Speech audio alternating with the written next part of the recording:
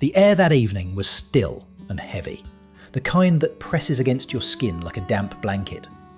We were camped at the bottom of a narrow sandstone canyon, along a quiet river that hadn't seen much water all summer.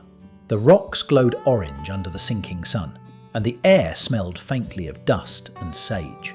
I remember thinking it was the perfect kind of stillness, the sort that makes every small sound, from the pop of the campfire to the rustle of a lizard in the brush, feel intimate.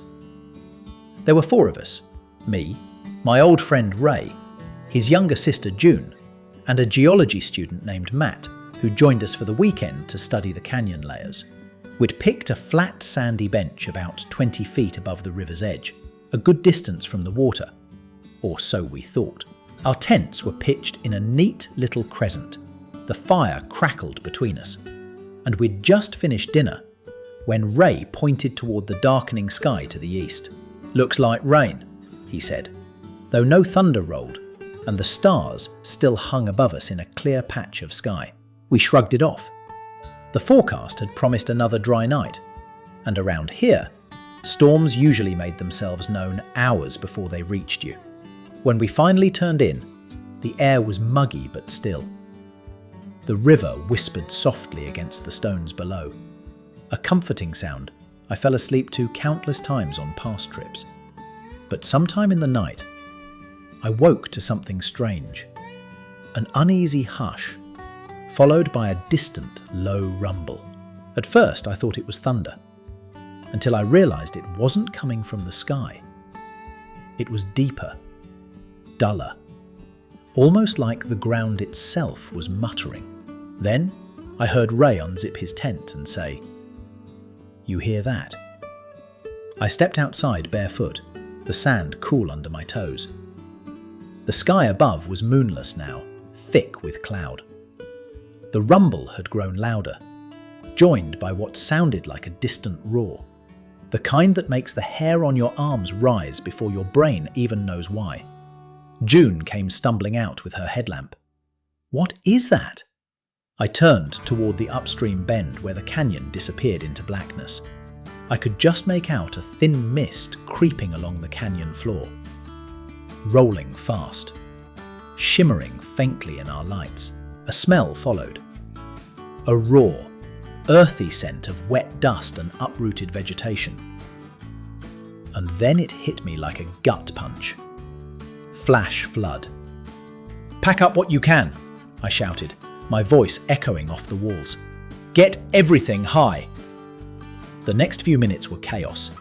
Headlamps swinging wildly, gear clattering, voices overlapping with the rising roar that seemed to be sprinting toward us.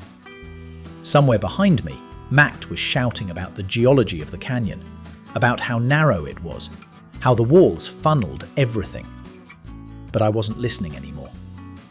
The sound of the water was building so fast it felt impossible, like the whole canyon had come alive and was charging at us.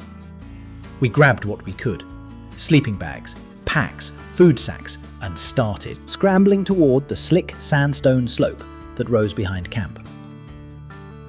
My heart hammered so hard I could hear it in my ears. As I looked back once more, I saw our fire, still glowing faintly. A gust of wet wind snuffed it out, just as the first wave of muddy, churning water appeared around the bend, carrying branches and foam and the unmistakable roar of unstoppable force. The sound that followed was something I'll never forget. A deep, rolling thunder that didn't fade but grew louder and closer until the very air trembled. The floodwater came barreling through the bend, a wall of brown fury foaming with debris. It wasn't the calm river we'd known hours earlier. It was a monster, born somewhere miles upstream from rain we'd never seen. The canyon trapped it, amplified it, and sent it racing straight for us. "Go! Higher!" I yelled, waving Ray and June toward the ledge above. Matt was behind me, staggering under his pack, that still held most of the cooking gear. The sandstone was slick from the first spray of mist and the grit that the water threw into the air. We clawed at the rock, gripping whatever cracks we could find. The roar was deafening now, echoing off both walls like we were inside a drum. I glanced back, just long enough to see our tents vanish. First swallowed by the leading surge, then swept away like they'd never existed. One moment, there was our little crescent of camp. The next, it was gone, replaced by chaos. Tree limbs spinning, a cooler tumbling end over end, the dull gleam of my metal pot flashing in the beam of June's headlamp before disappearing into the current. When we reached a flat ledge, maybe 30 feet above the canyon floor, we huddled there, panting, soaked from the spray. The air was full of grit and rain that had started to fall from above. It wasn't a downpour, not yet, but the storm that caused the flood was clearly catching up. Lightning flickered, illuminating the canyon walls in pale bursts that showed just how narrow it really was. The floodwater filled almost the entire width below us, a raging brown serpent twisting through the dark. Ray crouched beside me, breath ragged. "We almost didn't make it," he muttered. June, clutching her sleeping bag like it was a lifeline, shook her head in disbelief.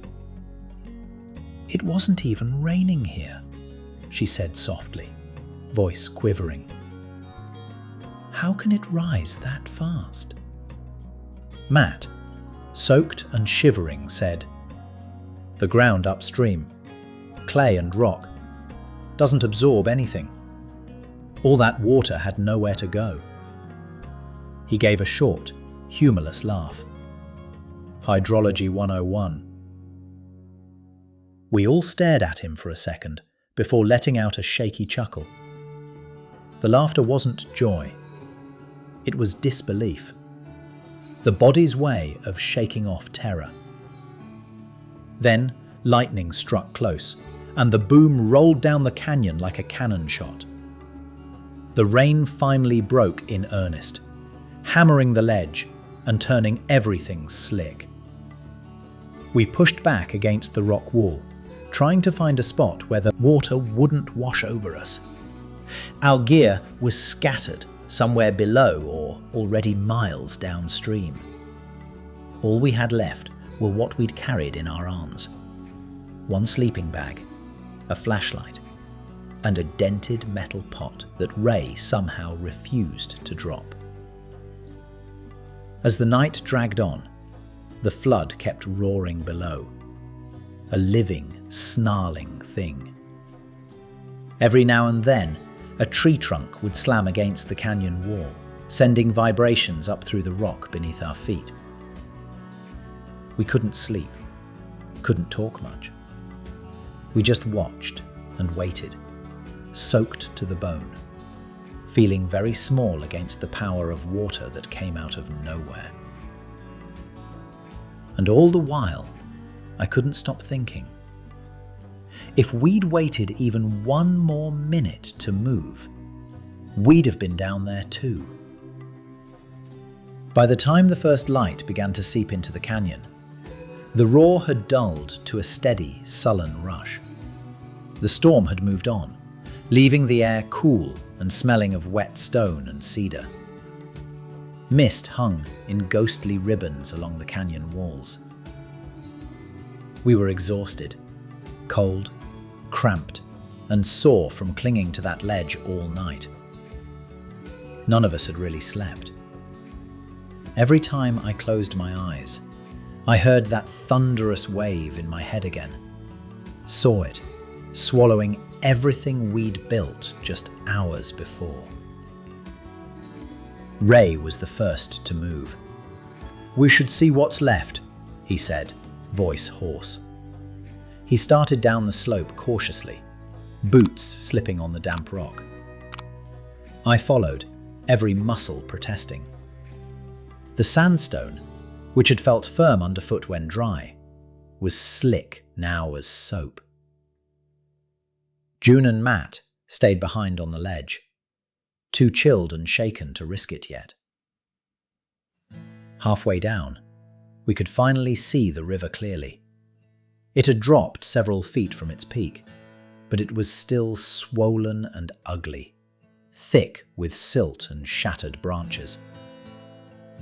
Our campsite, our little home in the canyon, was unrecognizable. The bench of sand we'd slept on had been carved away completely, leaving a fresh scar of exposed rock. Pieces of our tents were tangled in driftwood. A blue sleeping pad bobbed in an eddy like a forgotten balloon. Ray crouched at the edge and ran a hand through his wet hair. "That could have been us," he said quietly. I nodded, feeling a lump in my throat I hadn't expected. Yeah. The word felt small. When June and Matt finally joined us, we started scavenging what we could. My pack was gone, but miraculously, the cooler had snagged between two boulders about 50 yards downstream. Inside were a few battered cans of food still sealed. It felt like striking gold. Matt found his hatchet lodged in the sand and lifted it like a trophy. We even managed to fish out a tarp that had wrapped itself around a log. We hauled everything we could back up to higher ground, spread it out on the rocks to dry, and built a small fire from driftwood that had washed ashore. The smoke rose in lazy spirals into the clear morning air. It was the first warmth we'd felt since before the storm. June wrapped herself in the tarp and sat close to the flames. "I keep thinking," she said softly, "how quiet it was before it hit, like everything was waiting." I poked at the fire with a stick, watching sparks drift upward. "Yeah, nature doesn't warn you with a trumpet. Sometimes it just comes." We spent the rest of the morning gathering our bearings, sipping weak coffee boiled in Ray's dented pot. The flood had stripped the canyon of its calm beauty. Every surface was scoured, every stone washed clean and rearranged. What had been a tranquil riverbed was now a chaotic sculpture of destruction. Still, as the sun climbed higher, painting the walls gold again, a strange peace settled over us. We were alive. The canyon had shown us its power, and somehow we'd made it through the night. The adrenaline was gone, replaced by a deep, humbled gratitude, and the quiet understanding that out here, you never really own your safety. You just borrow it, moment by moment, from the mercy of the land. By late morning, we decided to climb higher and follow the rim toward where the canyon widened. It was slow going, the ground still slick, our muscles stiff from a sleepless night. The sun burned off the last of the mist, and the smell of wet earth rose thick in the air. All around us, the canyon walls we'd admired the day before were streaked dark with new mineral stains where the floodwater had reached. Even the trees perched on the slopes looked dazed, their roots half exposed, clumps of debris tangled in their branches like strange ornaments. Matt kept stopping to examine things, fresh sediment lines, broken rock layers where the force of the flood had carved new patterns. "You could teach a semester off this canyon now," he said with a shaky grin. His way of processing what had happened, I suppose. The rest of us didn't say much. The quiet was thick, respectful. When we reached a high plateau overlooking the bend, we finally stopped. From up there, the river looked like a brown ribbon twisting through the red rock. Still swollen, but calmer now. Sunlight flashed off its surface, the same river that had nearly taken us. It was strange, almost insulting. How peaceful it looked from above. We spread the tarp for shade and checked what little we had left. The cooler food would last a day or two if we stretched it. Most of our dry goods had been carried off. My map was gone too, though I'd walked enough of the area before to have a sense of direction. The plan was to follow the high route west, toward the old jeep track that cut across the mesa. If we could make it there before nightfall, we'd have a safe way back to the highway. Ray tore off a piece of bread, soggy but edible, and passed it around. "Let's move before the afternoon heat kicks in," he said. The hike was brutal. The flood had churned up the air with humidity, and the sun turned it into a furnace. Every breath felt like dragging air through wet cloth. We took turns carrying what little gear we'd saved, mostly to distract ourselves from thinking about what could have been. June, usually full of chatter on trips, was silent except for the occasional soft hum under her breath. A nervous habit, I think. At one point, we stopped for water from a small seep trickling down the rocks. It tasted of clay, but it was cold, and it was something. While we rested, Ray turned to me and said, "You think the others at camp downstream got hit too?" The thought hit like a punch. I'd forgotten there was another group, a pair of older hikers we'd passed the evening before, setting up closer to the bend. "I don't know," I said. "If they didn't move fast." I let the sentence trail off.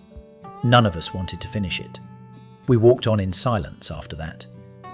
The canyon widened as the afternoon stretched, and for the first time in hours, we saw patches of sky open up. The sense of being trapped eased, replaced by that old feeling of freedom that comes with seeing far horizons. When we finally reached the rim, sweat-streaked and dusty, we looked back one last time. The canyon shimmered in the heat, quiet again, as if nothing had ever happened. But we knew better. Somewhere down there lay the remnants of our camp, our tents, our tools, and the fragile illusion that we had ever been in control of this wild place. We made camp that evening, high above the canyon, on a rocky rise swept clean by wind. The view stretched for miles, jagged mesas fading into haze, the river glinting faintly far below like a scar of bronze in the fading light. Up there, it felt as if we had climbed out of another world, a place ruled by sound and fury. The silence now was almost too wide, too calm, like the land itself was catching its breath. We built a small fire, fed by driftwood and scrub, and sat close, though the air was still warm. Our clothes were stiff with dried mud, our boots crusted in fine silt. We didn't talk much at first, just watched the flames lick the twilight air. Every now and then, a small ember would rise and disappear into the dark, like a fleeting thought that refused to stay. After a while, June broke the silence. "It's strange," she said quietly, "how fast things can change. One minute you're laughing by a fire, and the next..." She gestured vaguely toward the canyon. "Everything's gone." Ray poked at the coals. "Yeah, makes you realise how lucky we are to still be sitting here." Matt nodded. That river could have taken all of us, just a few minutes slower packing up, and that's it. He took a deep breath, the firelight catching the tired lines on his face. I study erosion all the time, but watching it happen like that, watching the world rearrange itself right in front of you, it's different. We fell quiet again. The stars began to pierce the sky, brilliant and sharp after the storm. Somewhere far off, a coyote called, its voice echoing across the mesas. The sound wasn't lonely, it was wild, alive, reminding us that this land didn't belong to us, and never would. Later, as the fire burned low, I lay on my back watching the stars flicker through the smoke. My body ached, my mind still replaying the roar of the flood. But a strange peace crept in too. That kind of brush with nature's power strips everything away, your comfort, your certainty, even your pride, and leaves something simpler behind. A quiet respect. Before we turned in, Ray looked out toward the dark canyon and said, "You think we'll ever come back here?" I thought about it for a long moment. "Maybe," I said, "but not to camp near the river again." He laughed softly, shaking his head. "No, I guess not." The wind shifted, carrying the faint scent of rain still clinging to the desert. The coals glowed faintly in the dark, pulsing like the last heartbeat of the day. As I drifted towards sleep, I felt a deep gratitude, fragile but fierce, for the fact that we were alive, that the canyon had spared us. In the morning, we'd hike back toward the world of roads and roofs, where water stayed politely in rivers, and storms came with warnings. But I knew the memory of that night would follow me for the rest of my life. Because some lessons the land teaches only once, and you don't forget them.